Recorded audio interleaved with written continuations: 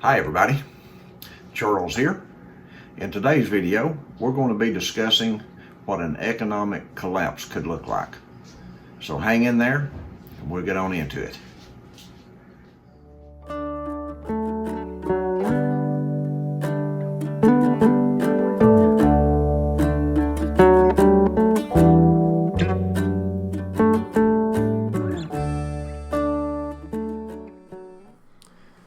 All right, let's look at some things that take place or can take place when a country goes into an economic decline or an economic free fall. We're going to look at Venezuela in this because over the last few years, Venezuela has really suffered, and they've suffered from an economic collapse. And I really think that the United States is heading in that same direction.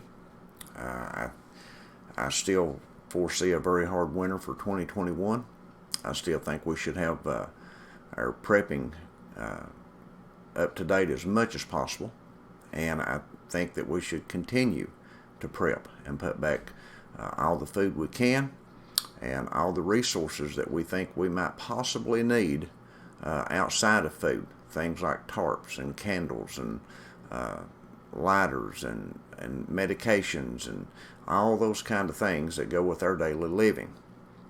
There's just so much to get ready for. We've got other videos on here that deal with a lot of that stuff, and I would encourage you to go back over them and look at them because in all those videos there are so many people that have contributed in the comments that the information is invaluable. So if you get an opportunity to watch our previous videos dealing with prepping and food prepping and first aid and being ready for things and making lists and stuff like that, if you haven't watched them yet, I would encourage you to do so and go through the comments. So let's get into this one right here. J.G. Martinez was a citizen of Venezuela, and he fled Venezuela during the collapse. And this is his words, a man who survived that collapse and lived through it to get out of it. He said, "Plan for the worst, hope for the best. All any one of us can do is the best we can at that moment in time. Decisions made, whether good or bad, have consequences. Everything we do have consequences." And those are things that we have to consider. If we don't prep and get ready for what's coming, we're not only going to affect ourselves, but we're going to affect those who live in our household. If your spouse isn't on board with you yet, I would encourage you to try to help them get on board. The best way I would know of to do that is to watch information about economic collapses and how they can happen, and then help them to understand what's going on in America today and see what is happening in our country as well. And one of the best things you can do is look at Venezuela to compare it to the United States. There's a lot of comparisons there. There's a lot of things that went on there that is going on here. I'm not going to go into all that because it would be a very, very long video. But there are similarities, and there are things that I want folks to understand and to take away from this, is that really, I guess, our civilization, unless you have a very strong scriptural foundation under you, unless you have your hope and your faith in God, and all of your rest is in Jesus Christ and the work He did, on the cross of Calvary. If you lack that, then civilization is a very thin veneer, just very thin, and it can be pulled back. And when it is, there's a lot of ugly that's exposed in it. There's a lot of really bad things that can take place, and when people become scared, when people get hungry, and their families begin to go hungry, their children start asking them, where's the food? You know, why is there no breakfast today? Why is there no lunch today? We don't have any food in the pantry. We don't have any food in the refrigerator. There's nothing in the cabinets. When parents are faced with that reality, and it is a very, you know, it's not just a possibility. People are faced with it in America right now. We have lots of homeless families right now in America that are faced with how they're going to try to figure out how to put food on the table every day. But it can happen in a mass and broad way, as it did in Venezuela, the whole country. I mean, it affected basically the whole country, with the exception of the capital city and where all the elites lived. It didn't affect them very little, as it normally is. When things like this happen, the people that are in control or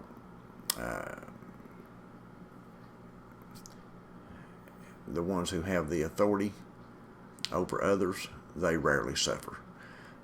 But anyway, let's look into this just a little bit, because all the decisions we make right now are going to have consequences down the road.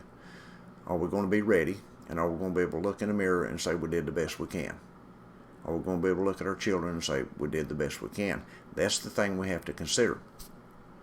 And as always, I always say the best thing you can do is come to know the Lord Jesus Christ. There's nothing greater than that, because in the end of this, we have to stand in judgment before God to give an account of the things done in this life, whether they be good or whether they be evil. So keep that in mind. But beyond that, you still have to live in this flesh in this earth. We all do, whether we're followers of Christ or not. We still have to feed ourselves. We still have to feed our families. We still have to do all the necessary things to live. That's just how it is. We're in this earth, and we have to live. We have to survive, and to do that, there are necessary things that we have to do, and we have to make decisions. And right now, we're in a time in America that we're going to have to make decisions. We're going to have to decide what we're going to do and how we're going to do it, and we don't have a whole lot of time left. Now, I made a statement the other day that I think this thing could happen really quick, and I still think it could happen really quick.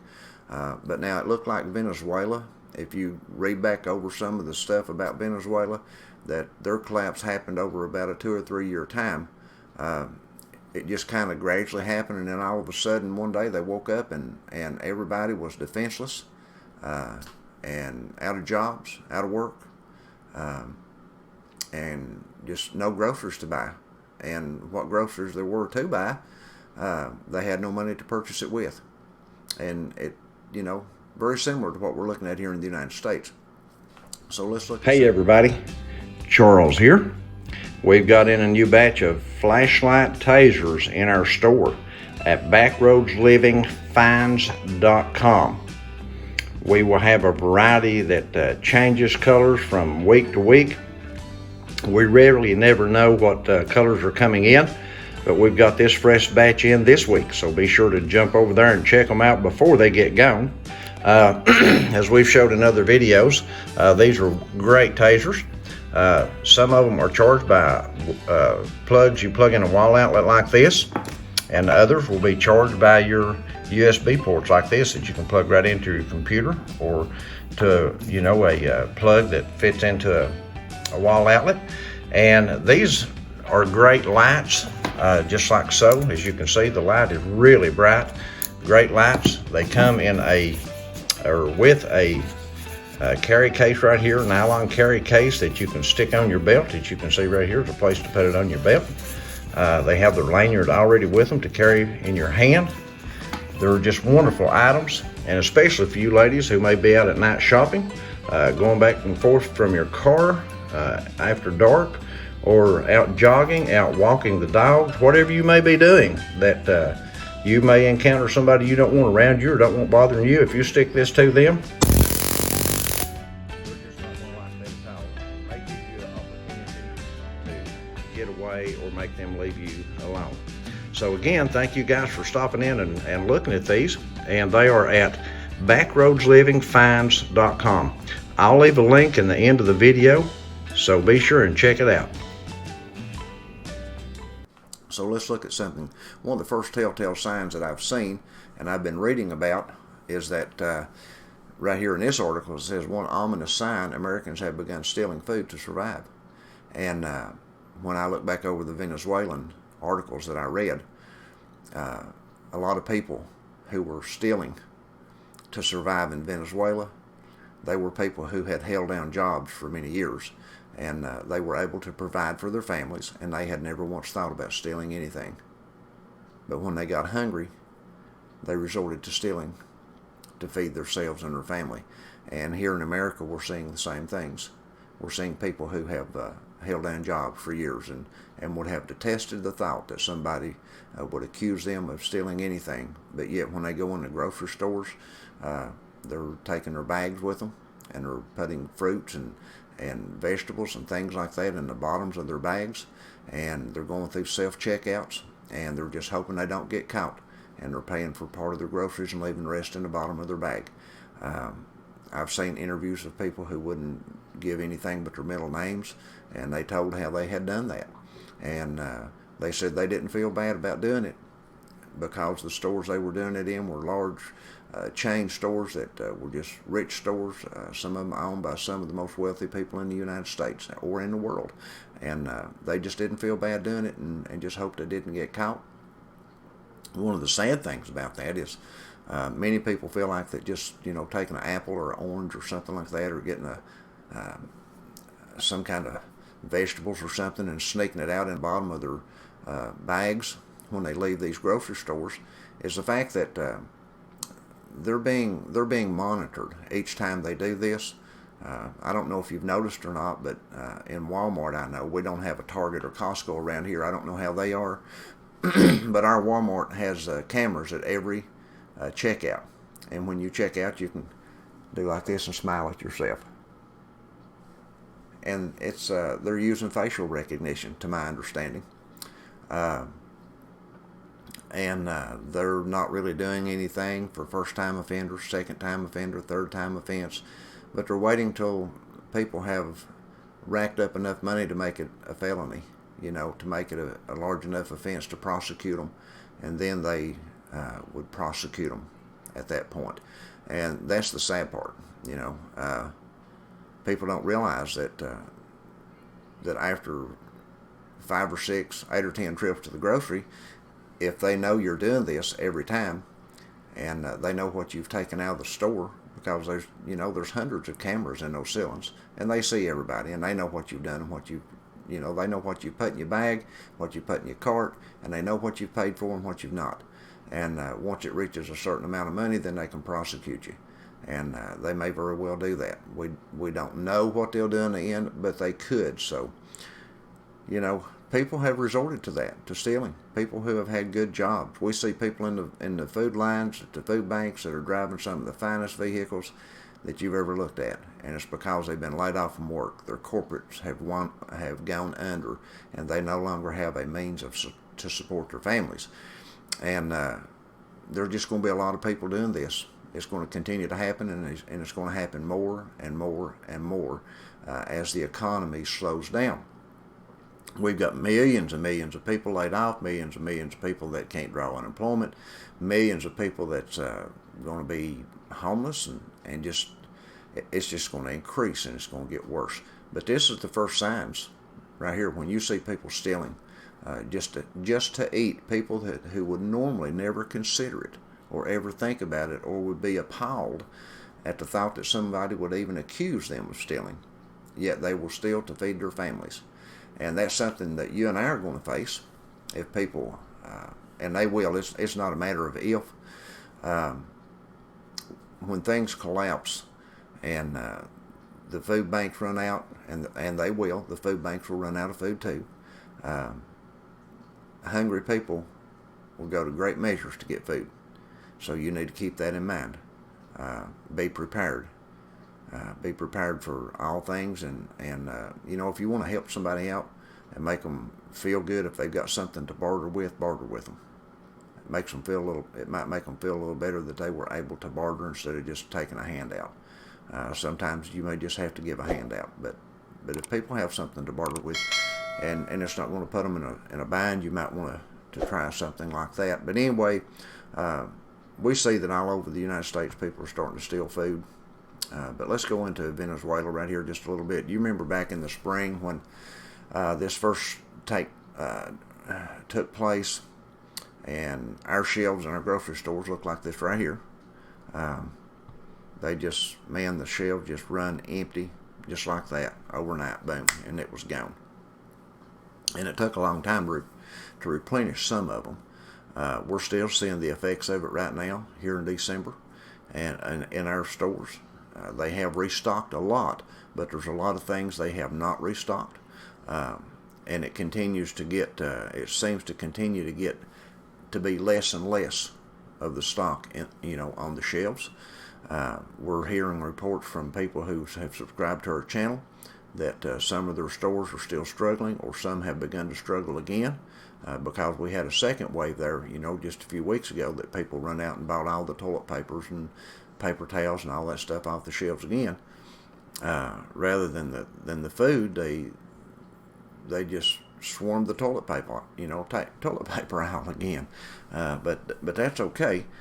People's got to have food regardless of anything else to survive, and we saw the food shelves go empty. We saw them go in the spring. We saw it happen again in some places in the fall, and we're going to see that happen again this coming year, because, as I said in a previous video also, that about the grain, our grain shortage, our surplus was less this year than it's been, and you've got to have that surplus to get you through to the next growing season. And when that surplus runs out, the food's going to run out.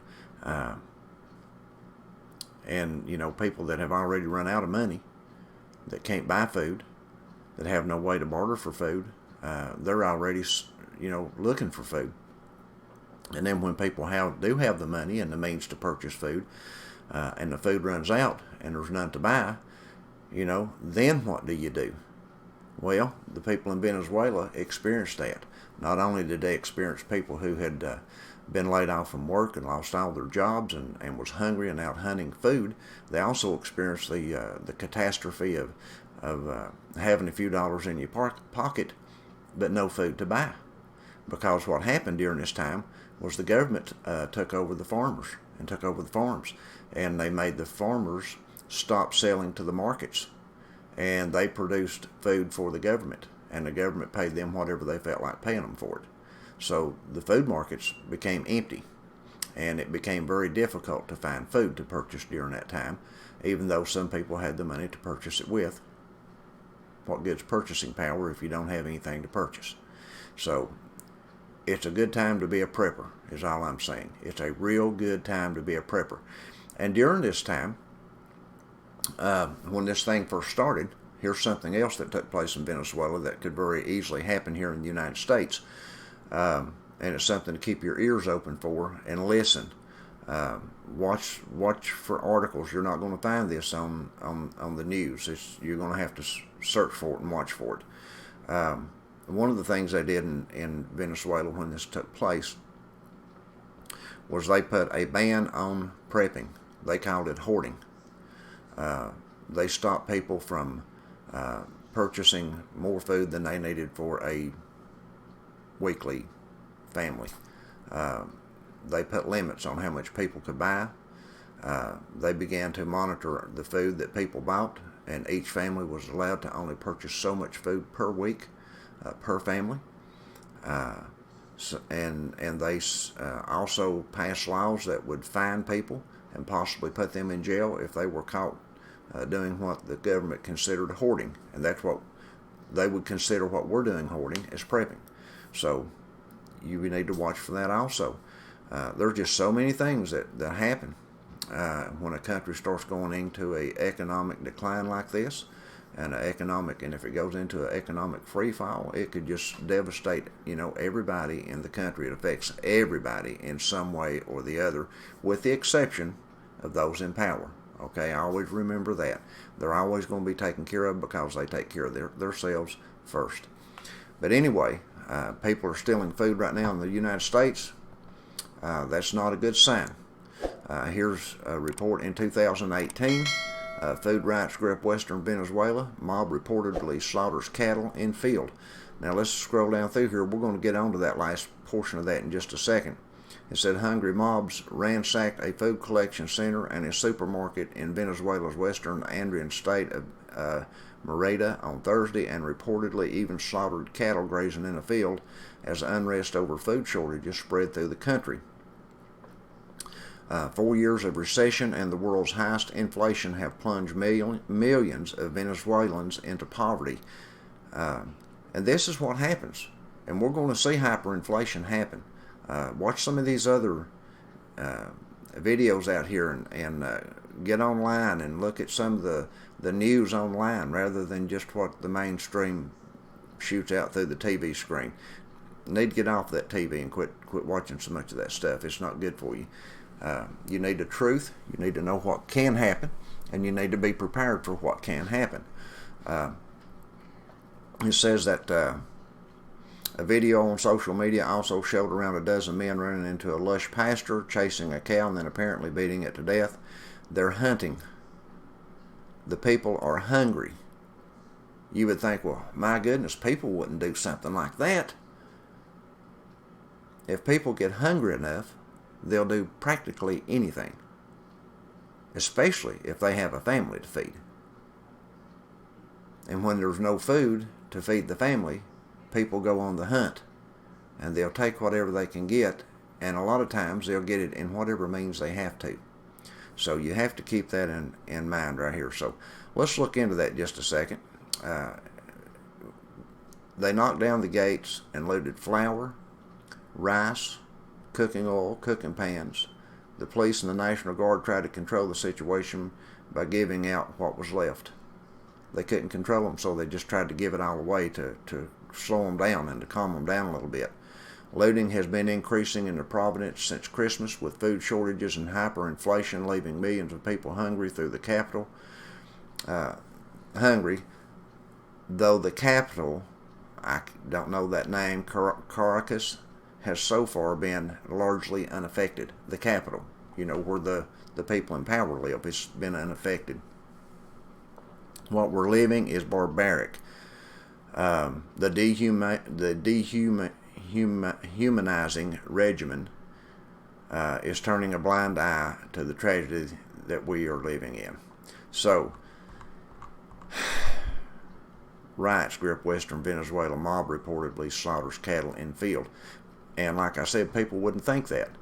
And we're not going to watch the video, but I'm going to show you that took place. This is what happens when hyperinflation takes in, when food becomes scarce, when people can't find food for their families.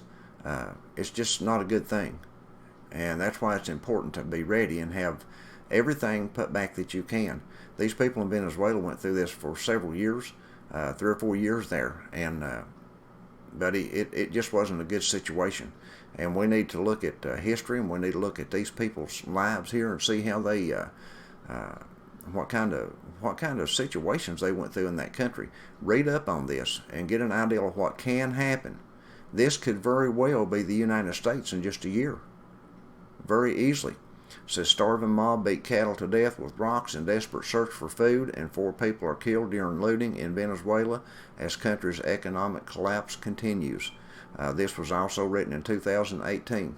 This was 2 years ago, but it's very relevant for today because these are things that can happen. Okay, this is why it's so important that the decisions we make today to prep and have ourselves ready for these things. This spring, if at all possible, have you some kind of garden. If nothing else, grow in pots and raised beds and things like that if you have that opportunity around your home. I've talked on here before, if you have a neighbor that has a field that they plow, or even if it isn't plowed, if they'll let you plow that and raise a garden in it on halves or quarters or something like that, or help somebody raise a garden to get part of theirs, then by all means do anything you can to raise food this year. Shocking video showing a starving Venezuelan mob beating a cow to death with stones.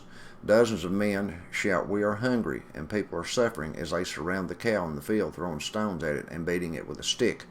The helpless animal was slaughtered at the hacienda wherever in the fishing village village in Merida during a day deadly of civil unrest and looting in the state. They killed that cow with rocks and a stick. Think about that just a minute. What it took to do that. How hungry would you have to be in order to kill a cow with rocks and a stick? You would have to be hungry, buddy. And these people did just that. And right there they go. That's one of the hindquarters off the cow, carrying it out of there. Here's their, in 2018, this is what their grocery stores look like. As you can see, they were just, they were decimated. They had no food. It was a really, really bad time. And the last thing we're going to look at right here, Venezuelans loot to eat amid economic tailspin. That's where we started out here. If you remember that Americans have begun stealing food to survive. And now we're here, looking here at 2018, when the Venezuelans were stealing food to survive, and it didn't get any better. Things are starting to improve, I think, down there. Some things are better, but they still have some problems. And these things don't happen overnight, and these things don't heal overnight. All this stuff takes years. This stuff has been coming into America right here, and all this stuff that's happening right now has been in the works for years, and it won't be fixed overnight. Don't look for a president to fix it. Don't look for a Congress or a Senate to fix it. It won't be fixed overnight. You need to make plans. My prayers for you is that you make good plans, that you consider your family and your friends around you, the elderly around you. There's going to be people that can't help themselves. If you can help them, be sure and keep them in mind to help prepare for them also. So that being said, our prayer again today is that you know the Lord Jesus Christ, that you put your hope and trust in Him, that you have a relationship with God the Father. So, folks, with that being said, we're going to let this go, and we hope that you're prepared. We hope if you're not prepared that you start getting prepared. So God bless you all, and we'll see you in the next video.